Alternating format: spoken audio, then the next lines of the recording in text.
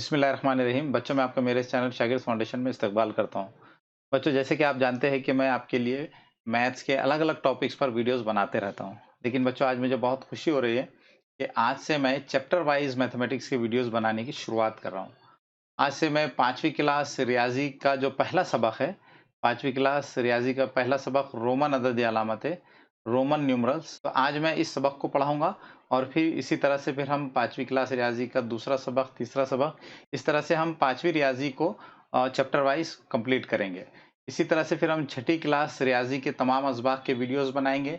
इसी तरह से फिर 7वीं, 8वीं, 9वीं, 10वीं तमाम क्लासेस के चैप्टर वाइज़ वीडियोज़ हम बनाएँगे। ठीक है? ताकि आप आसानी से घर में बैठकर इत्मीनान से आप रियाज़ी के तमाम असबाक की स्टडी कर सकें। ठीक है? तो चलिए अब हम इस वीडियो की शुरुआत करते हैं। तो बच्चों, आज हमें क्या करना है? आज हमें इस वीडियो में 5वीं क्लास रियाज़ी का जो पहला सबक है रोमन अददी अलामतें, रोमन न्यूमरल्स, इस सबक को समझना है। ठीक है? तो चलिए शुरुआत करते हैं। लेकिन बच्चों, इससे पहले कि हम रोमन अददी अलामतें क्या है इसको समझें, सबसे पहले हम देखेंगे कि बैनुल अक़वामी अददी अलामतें क्या है। और बच्चों, जैसे कि आप पहले से ही जानते हैं कि बैनुल अक़वामी अददी अलामतें क्या है। आप यहाँ देख सकते हैं कि बैनुल अक़वामी अददी अलामतें, इंटरनेशनल न्यूमरल्स। तो बैनुल अक़वामी अददी अलामतें कौन सी है? बैनुल अक़वामी अददी अलामतें यानी सिफ़र, 1, 2, 3, 4, 5, 6, 7, 8, 9। तो ये जो 10 अंग्रेजी हिंसे है, इन 10 अंग्रेजी हिंसों को ही क्या कहा जाता है? बैनुल अक़वामी अददी अलामतें, इंटरनेशनल न्यूमरल्स। ठीक है? बच्चों, इन 10 अददी अलामतों का, इन 10 बैनुल अक़वामी अददी अलामतों का क्या इस्तेमाल है? आप ये जानते हैं कि इन 10 बैनुल अक़वामी अददी अलामतों की मदद से हम बेशुमार नंबर्स, बेशुमार आदाद लिख सकते हैं। ठीक है? और इनको बैनुल अक़वामी इंटरनेशनल अददी अलामतें क्यों कहा जाता है? क्योंकि इन 10 अददी अलामतों को तमाम दुनिया के लोग इस्तेमाल करके नंबर्स बनाते हैं, आदाद बनाते हैं। इसलिए इन 10 अददी अलामतों को, इन 10 न्यूमरल्स को बैनुल अक़वामी अददी अलामतें कहते हैं, इंटरनेशनल न्यूमरल्स कहते हैं। ठीक है? इसी तरह से आप जानते हैं कि उर्दू में आदाद लिखने के लिए उर्दू की भी 10 अददी अलामतें हैं। जैसे यहाँ पर सिफर के लिए उर्दू में कौन सी अलामत इस्तेमाल की जाती है? सिफर के लिए उर्दू में इस अलामत का इस्तेमाल किया जाता है। ठीक है? इसे क्या कहते हैं? इसे पढ़ते हैं सिफर। ठीक है? जैसे बैनुल अक़वामी अददी अलामतों में इस अलामत को क्या पढ़ा जाता है? इस अलामत को पढ़ा जाता है ज़ीरो। ठीक है? इसी तरह से उर्दू अददी अलामतों में ज़ीरो को किस तरह से पढ़ा जाता है? इसको पढ़ा जाता है सिफर। ठीक है? इसी तरह से उर्दू में 1 के लिए ये अलामत इस्तेमाल की जाती है। ठीक है? और 2 के लिए ये अलामत इस्तेमाल की जाती है, 3 के लिए ये अलामत इस्तेमाल की जाती है, 4 के लिए ये, 5 के लिए ये, 6 के लिए ये अलामत इस्तेमाल की जाती है, 7 के लिए ये अलामत इस्तेमाल की जाती है, 8 के लिए ये और 9 के लिए ये अलामत इस्तेमाल की जाती है। ठीक है? इसी तरह से मराठी ज़बान बोलने वाले ये भी 10 अददी अलामतें इस्तेमाल करते हैं, उनको मराठी अददी अलामतें कहते हैं या उसे देवनागरी अददी अलामतें भी कहा जाता है। ठीक है? तो सिफर के लिए कौन सी अलामत इस्तेमाल करते हैं? सिफर के लिए मराठी ज़बान बोलने वाले इस अलामत का इस्तेमाल करते हैं। ठीक है? इसे क्या कहा जाता है? शून्य कहा जाता है। और 1 के लिए वो कौन सी अलामत इस्तेमाल करते हैं? ये। 2 के लिए ये अलामत इस्तेमाल की जाती है।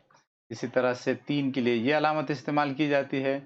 4 के लिए ये अलामत इस्तेमाल की जाती है। 5 के लिए ये, 6 के लिए ये अलामत इस्तेमाल की जाती है।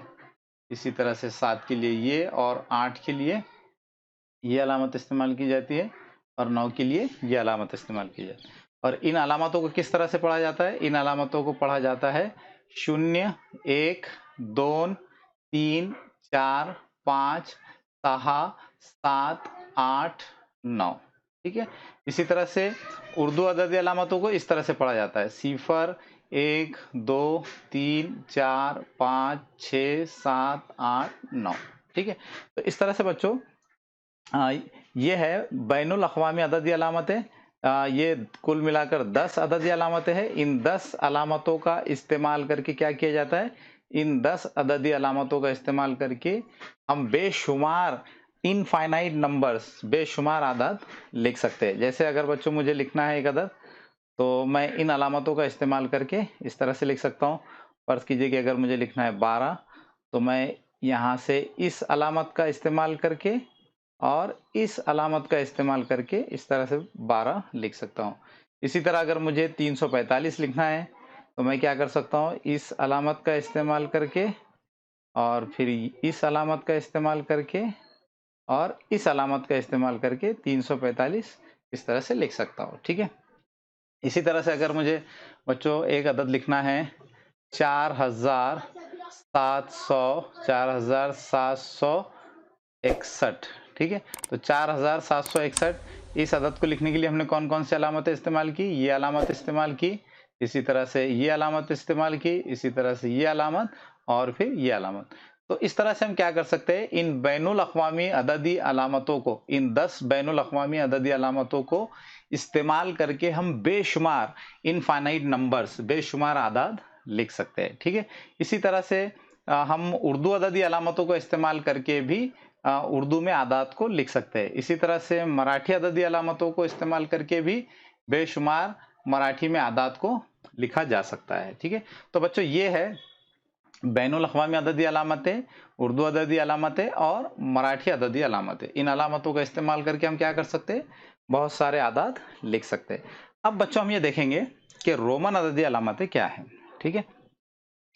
बच्चों यहाँ आप देख सकते हैं कि यहाँ पर रोमन अददी अलामतें लिखी गई है। जैसे पहली अलामत ये है, दूसरी अलामत ये है, तीसरी अलामत ये है, चौथी अलामत ये, पांचवी अलामत ये, छठी अलामत ये और सातवीं ये अलामत। ठीक है। आप यहाँ देख सकते हैं कि रोमन अददी अलामतों में पहली जो अलामत है वो कैपिटल आई की तरह है, इसी तरह से दूसरी अलामत कैपिटल वी की तरह है, तीसरी अलामत कैपिटल एक्स की तरह है, चौथी अलामत कैपिटल एल की तरह है, पांचवी अलामत कैपिटल सी की तरह है, छठी अलामत कैपिटल डी की तरह है और सातवीं अलामत कैपिटल एम की तरह है। और आप यहाँ देख सकते हैं कि इन अलामतों का क्या मतलब है उसको भी यहाँ पर लिखा गया है। कैपिटल आई का क्या मतलब है, कैपिटल आई का मतलब है 1, कैपिटल वी का मतलब है 5, कैपिटल एक्स का मतलब 10 है, कैपिटल एल का मतलब 50 है, कैपिटल सी का मतलब 100 है, कैपिटल डी का मतलब 500 है, कैपिटल एम का मतलब 1000 है। ठीक है।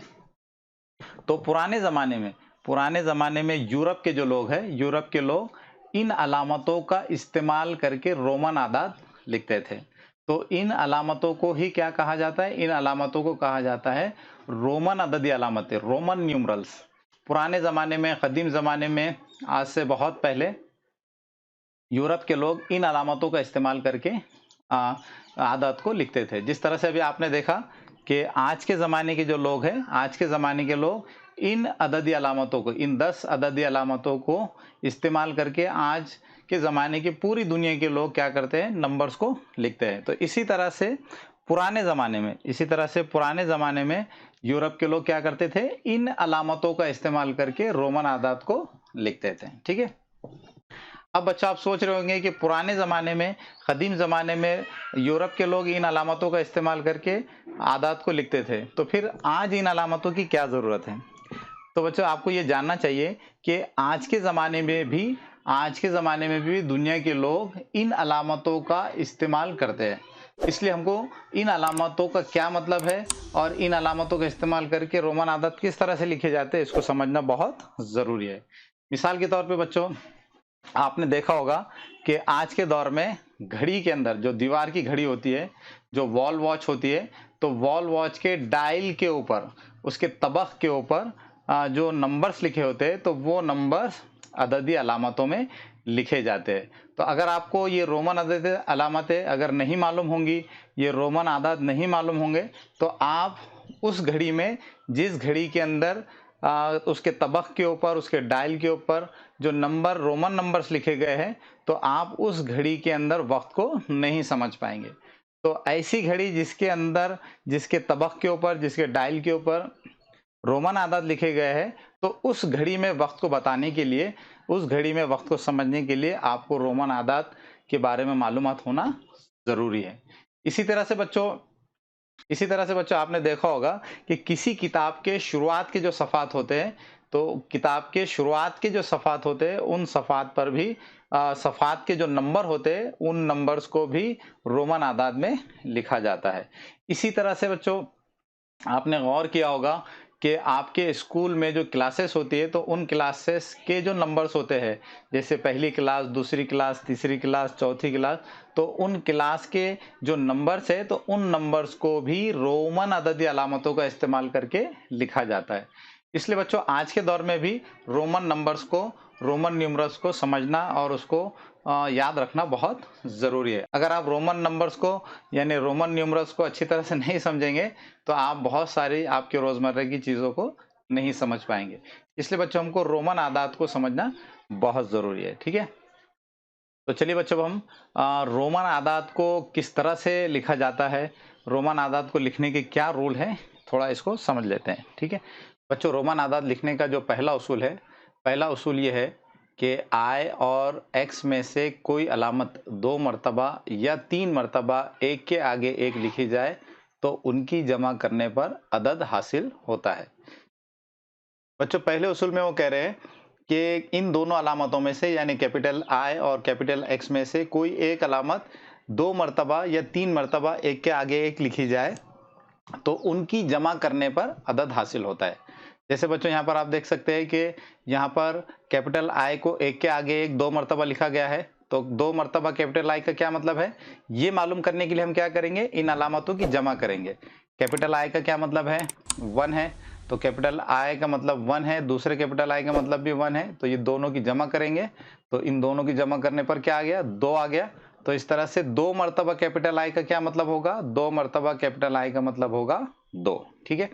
इसी तरह से यहाँ पर आप देख सकते हैं कि इस अलामत को एक के आगे एक 2 मर्तबा लिखा गया है, और आप जानते हैं कि कैपिटल X का क्या मतलब है, कैपिटल X का मतलब है 10, तो 2 मर्तबा कैपिटल X का क्या मतलब होगा, 2 मर्तबा कैपिटल X की कीमत क्या होगी, ये मालूम करने के लिए हमको क्या करना होगा, इन दोनों की जमा करना होगी। तो कैपिटल X का मतलब होता है 10, इसी तरह से ये कैपिटल X का मतलब भी 10 है, तो दोनों की जमा करेंगे तो क्या आएगा, 20। तो इस तरह से 2 मर्तबा कैपिटल X का क्या मतलब होगा, 20। इसी तरह से अगर हम इस अलामत को कैपिटल I को अगर एक के आगे एक 3 मर्तबा लिखें, तो ये किस अदद को ज़ाहिर करेगा, तो ये मालूम करने के लिए हमको क्या करना होगा, इन तीनों अलामतों की जमा करना होगी।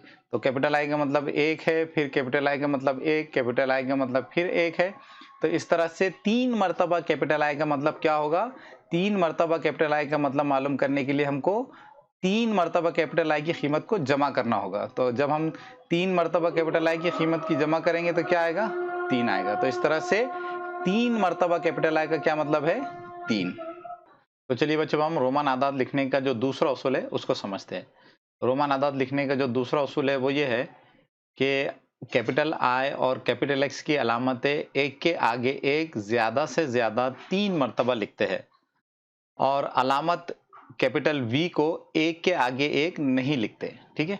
बच्चों यहाँ पर उसूल नंबर 2 में वो कह रहे हैं कि ये जो दो अलामतें हैं कैपिटल I और कैपिटल X, तो इन दोनों अलामतों को हम ज्यादा से ज्यादा कितनी मर्तबा लिख सकते हैं, 3 मर्तबा लिख सकते हैं, ठीक है। जैसे बच्चों अगर मुझे मैं क्या कर सकता हूँ, जैसे मैं इस अलामत को कैपिटल I को क्या कर सकता हूँ, एक मर्तबा लिख सकता हूँ, एक मर्तबा लिख सकता हूँ। एक मर्तबा कैपिटल I का क्या मतलब होगा, एक मर्तबा कैपिटल I का मतलब होगा 1, ठीक है।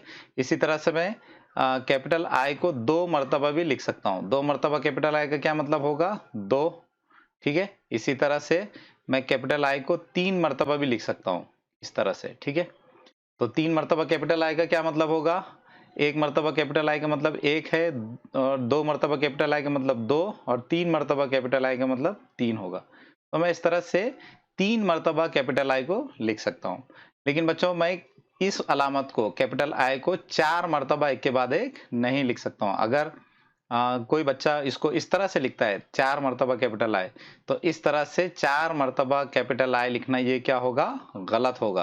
क्योंकि उसूल नंबर 2 में वो क्या कह रहे हैं कि इस अलामत को और इस अलामत को हम ज्यादा से ज्यादा कितने मर्तबा लिख सकते हैं, 3 मर्तबा लिख सकते हैं।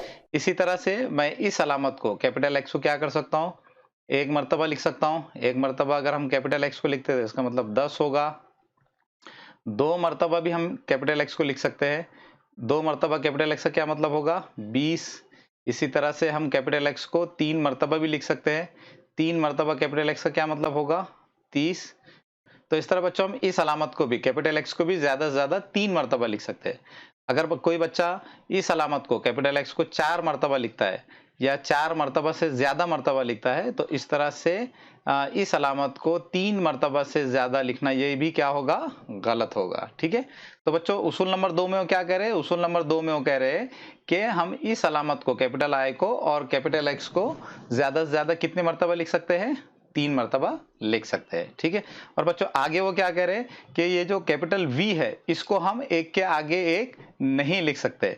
यानी अगर कोई इसको इस तरह से लिखता है, 1 मर्तबा और ये 2 मर्तबा, तो अगर कोई बच्चा इस अलामत को, कैपिटल वी को अगर इस तरह से 2 मर्तबा या 2 मर्तबा से ज्यादा मर्तबा लिखता है, तो इस तरह से लिखना ये क्या होगा? गलत होगा।